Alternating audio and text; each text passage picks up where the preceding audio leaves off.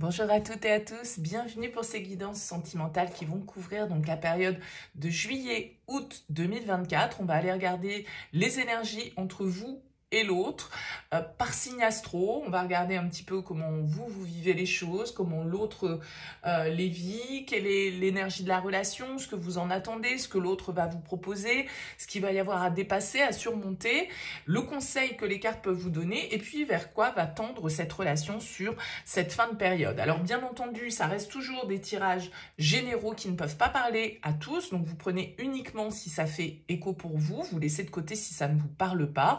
Allez voir votre signe ascendant, allez voir votre signe lunaire, ça peut vous apporter des éclairages complémentaires et puis vous pouvez essayer un petit peu de faire votre petit mix à vous pour essayer d'y percevoir un petit peu le message.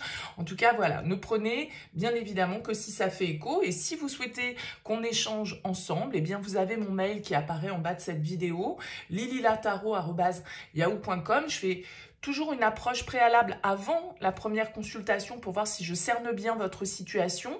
Donc, dans votre mail, vous me donnez uniquement les prénoms, les dates de naissance des personnes qui sont concernées, le domaine, vous me dites si c'est du pro, si c'est sentimental, si c'est financier, mais pas plus d'éléments. Ne me posez pas de questions dans ce premier mail parce que dans vos questions, il y a déjà des éléments de contexte et le but pour moi, c'est de partir vraiment d'une page vierge pour voir si je cerne bien vos préoccupations, votre questionnement et donc pour voir s'il est opportun qu'on poursuive nos échanges. Donc, si vous me donnez trop d'éléments au départ, forcément, ça perdra de son intérêt. Donc, restez vraiment le plus large possible. Voilà, on va utiliser pour ce tirage le Soufi Tarot.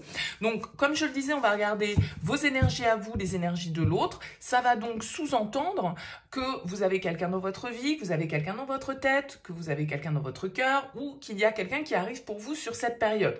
Hein, voilà, donc voyez un petit peu comment les choses vont vibrer pour vous. Inversez les énergies parce que parfois ça peut être le cas. Et puis prenez toujours bien sûr le recul nécessaire. Allez, on se retrouve tout de suite pour le tirage. Bienvenue les vierges pour les énergies sentimentales de ce mois de juillet-août, on va dire, les guidances arrivant un petit peu tardivement. On regarde ici votre énergie, les énergies de l'autre, la relation, ce que vous attendez, ce que l'autre vous propose, le défi, le conseil et comment sort la relation sur cette fin août 2024. Alors, vous avez en dos de deck un roi d'épée, peut-être l'influence ici d'un signe d'air, donc balance, verseau, gémeaux. En tout cas, le roi d'épée, il va symboliser les discussions, il va symboliser une certaine forme d'intelligence, de neutralité, de logique, en fait. Il n'est pas forcément très émotionnel, hein, le roi d'épée, il est plutôt dans le cérébral, plutôt dans le contrôle, plutôt à la recherche de vérité, d'honnêteté, d'une communication qui soit claire, d'un jugement qui doit être porté puisque c'est le juge du tarot, donc il peut dégager un petit peu de froideur comme ça parce que il doit faire preuve de sang-froid par rapport à une situation et essayer de juger au mieux en fonction des éléments qu'il a en sa possession. Alors, on va voir un petit peu comment ce roi d'épée vient faire écho à votre tirage, on découvre les énergies. La 5 d'épée dans vos énergies, les vierges. En face de vous, on a la 9 d'épée. La relation, le 9 de coupe, ce que vous attendez, le 5 de bâton, ce que l'autre vous propose, la 2 d'épée, le défi, le 10 de coupe, le conseil, le 9 de denier, et on sort de cette période avec l'as de bâton. Ok. Alors, il y a pas mal d'épées dans ce tirage, 2 d'épée, 9 d'épée, 5 d'épée, roi d'épée. Donc là, on peut vraiment ici nous parler de beaucoup de réflexion, de beaucoup d'introspection, mais encore une fois, des énergies d'air. On a des coupes, on a des bâtons et on a une carte de denier. C'est assez équilibré. Vous n'avez pas d'arcane majeur dans ce tirage, les vierges. Donc, peut-être une période qui n'est pas marquée d'événements forts ou symboliques dans ce domaine-là de votre vie. Que dire de ce tirage de prime abord avant que je rentre dans le détail? Pour moi, il y a quand même ici effectivement beaucoup d'intellectualisation des choses. Le défi, justement, c'est les coupes, c'est-à-dire c'est à un moment donné écouter un petit peu le cœur, les sentiments. Ok, il peut y avoir quelques tensions, il peut y avoir quelques discordes, quelques disputes, quelques désaccords ici qui ressortent. Un besoin de savoir un petit peu où on en est dans la réflexion et dans la relation. J'ai l'impression que on a quand même 3-9 hein, qui ressortent, donc c'est quand même les énergies de l'ermite, votre énergie, les vierges, mais c'est aussi des énergies un petit peu d'indépendance, d'autonomie. Il y a quand même un petit peu de tension qui ressort, on va être clair, hein, sur ce tirage, même si vous ressortez avec un joli as de bâton pour terminer le tirage. Donc voilà, les choses vont vers l'amélioration, mais vous voyez ici comme toutes ces cartes sont sombres. Alors vous êtes dans la 5 d'épée. La 5 d'épée, elle va nous indiquer que vous êtes en train de vous prendre la tête. Alors avec vous-même peut-être, vous avez besoin de personne, mais ça peut être aussi avec l'autre, avec la 5 d'épée, comme je le disais, c'est une carte un peu de tension, c'est une carte un petit peu de désaccord, quand on a du mal à se remettre en question, quand on a du mal à démordre sur quelque chose, il y a peut-être un sentiment de culpabilité, il y a peut-être un petit peu une difficulté à être totalement honnête par rapport à une situation, donc honnête avec vous-même, honnête avec les gens qui vous entourent, honnête avec l'autre, je ne sais pas, mais il y a quelque chose comme ça qui sonne un petit peu de l'ordre de la fausseté. Le 5 d'épée, vous voyez, ce personnage, c'est comme si on avait l'impression qu'il avait... vous voyez, il voit pas son reflet clairement. Donc, il y a une forme de masque un petit peu qui est porté. Soit parce que c'est l'ego qui prend le dessus, on est beaucoup dans le contrôle, on veut pas forcément montrer ce qu'on pense, on veut pas lâcher sur certains principes, on veut avoir le dernier mot, on veut avoir la victoire. Mais la victoire a parfois un goût un peu amer avec le 5 d'épée parce que à quel prix est-ce qu'on veut avoir raison? À quel prix est-ce qu'on veut gagner? Bon, qu'est-ce qu'on est prêt à sacrifier? Il pourrait y avoir un petit peu ce questionnement-là. Et vous avez face à vous quelqu'un qui est également dans les épées, avec la 9 d'épée, donc quelqu'un qui se prend la tête également. Mais quelqu'un, vous voyez, on a un personnage ici qui est dans son lit, donc qui a du mal à trouver le sommeil, qui a du mal à faire taire un petit peu tout ce qui se passe dans sa tête, qui tergiverse beaucoup, qui est beaucoup dans les peurs, les angoisses, la culpabilité, qui a du mal à se sentir libéré en fait de ses pensées et à être totalement serein par rapport à la situation. Donc on sent qu'il peut y avoir du coup cette ambiance un petit peu comme ça, un manque de sérénité en tout cas, même si vous avez quand même la 9 de coupe ici qui symbolise la relation et qui est une jolie énergie. C'est-à-dire que la 9 de coupe, c'est quand même une carte de satisfaction.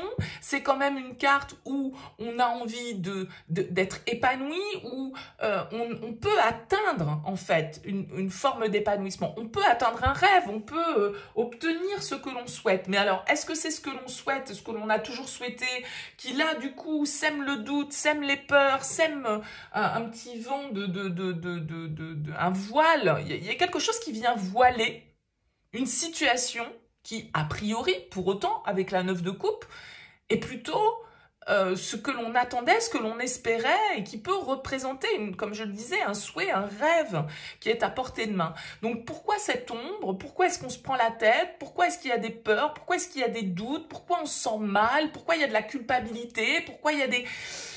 Je ne sais pas, ça c'est à vous de voir bien évidemment en fonction de votre situation. Ce que vous voulez, c'est la 5 de bâton. Alors vous voyez, sur cette carte, ils sont un petit peu en train de se battre pour un objectif commun en fait, hein, avec cette balle. Donc il y a une forme de combat quand même qui ressort. Avec la 5 de bâton, on veut pas... Il y a quand même dans vos énergies, les vierges, une forme d'instabilité, une forme de crise que vous traversez. Peut-être parce que vous devez prendre des décisions ou que vous attendez que l'autre prenne des décisions.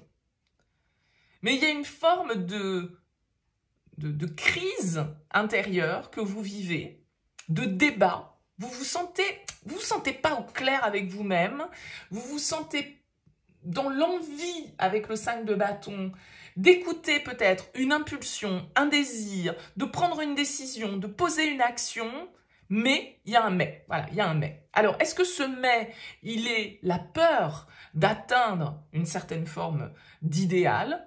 de réaliser un rêve.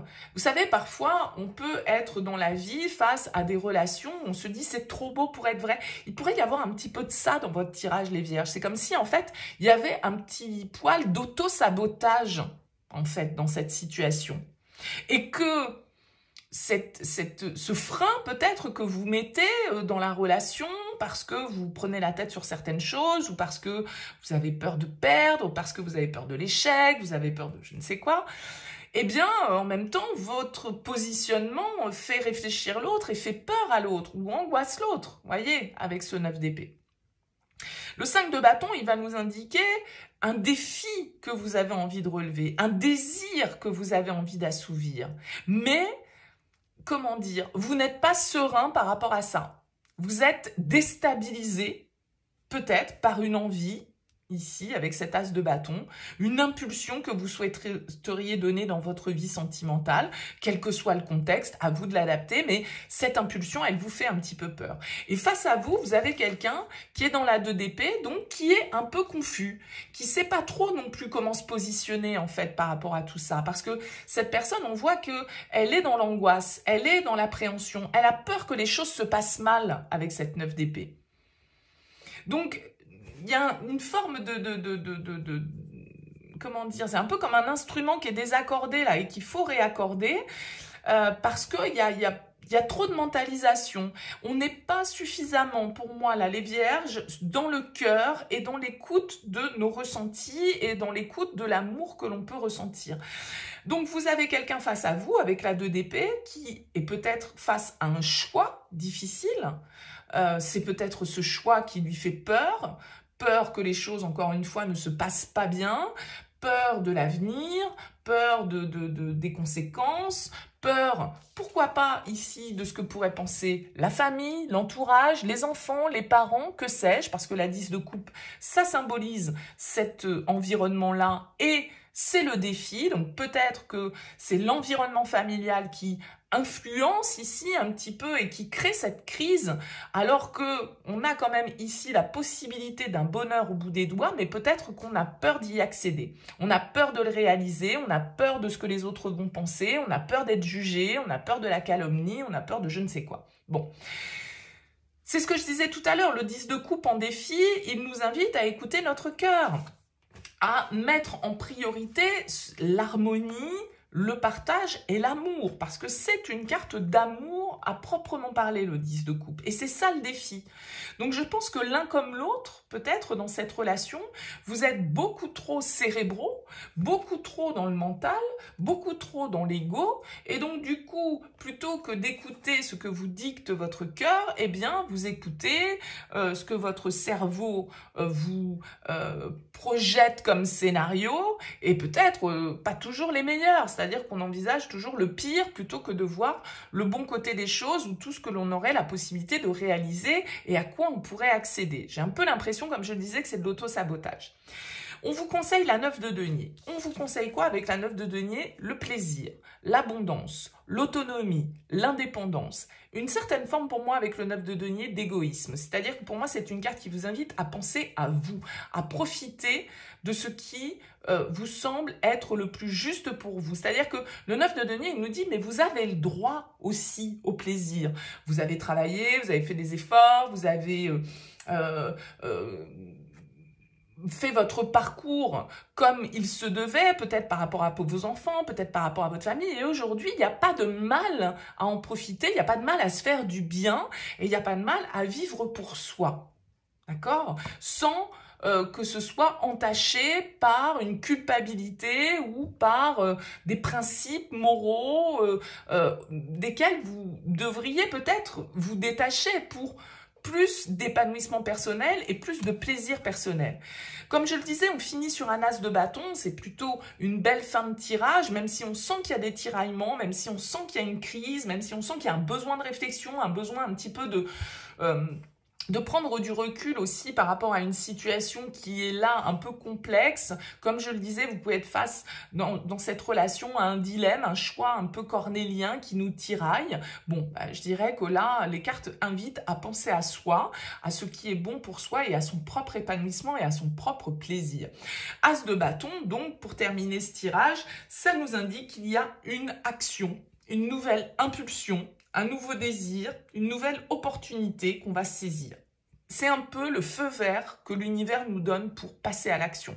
Donc, vous allez peut-être passer une période cet été à tergiverser, à cogiter l'un comme l'autre, en fait, dans cette relation, sur votre vision de l'avenir, sur votre vision du bonheur, sur ce que vous avez envie de réaliser, sur ce qui est bon pour vous, etc. Ça va peut-être pas forcément être un passage toujours super agréable avec ses épées, parce que ça veut dire que on cogite beaucoup et on n'est pas forcément toujours très à l'aise par rapport à toutes les idées qui nous traversent. Mais avec l'as de bâton sur la fin de période, ça veut dire que, bon, ça y est, cette réflexion, elle a porté ses fruits, on a su prendre du recul, on a su peut-être dépasser certains relever le challenge en fait d'enfin agir pour réaliser quelque chose qui nous tient à cœur. Réaliser peut-être que justement, c'est le cœur qui a la priorité dans votre vie et non pas les principes, les peurs, les angoisses, les conditionnements, les pensées limitantes, mais qu'il ne tient qu'à vous, ici, d'agir, d'aller de l'avant, parce que pour moi, c'est, comme je le disais, un feu vert, c'est le go que l'on vous donne et que vous allez saisir pour pouvoir entamer ici une nouvelle action qui va aller dans le sens de plus d'énergie, de plus de désir, de plus de vitalité, de plus de passion avec les bâtons. Donc dites-moi les vierges comment ça vibre pour vous toute cette histoire, si ça vous parle, laissez-moi un petit commentaire sous cette vidéo. Merci en tout cas pour votre écoute, je vous souhaite un très bel été, de très belles vacances et je vous dis à très vite.